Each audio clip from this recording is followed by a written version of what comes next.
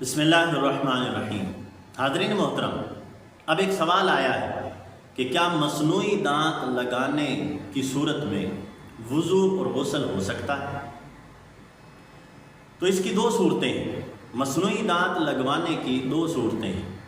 Number ایک کہ ایسے دانت لگوائے جائیں جو آسانی سے نکالے نہ جا سکیں، مستقل لگ جائیں اور نہ آسانی سے نکالے جا سکیں نہ لگائے جا سکیں، تو ایسے دانت اصل دانت کا درجہ رکھتے ہیں اور ان کا حکم بھی اصل دانت والا ہوگا، یعنی وضو اور غسل کے دوران ان تک پانی پہنچانا فرض ہے، ان کی تہہ تک پانی پہنچانے کی ضرورت نہیں۔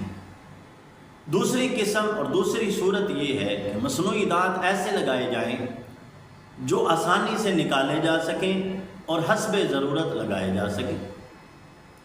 جب بھی ضرورت ہو لگا لیے جائیں، جب ضرورت نہ ہو نکال لیے جائیں۔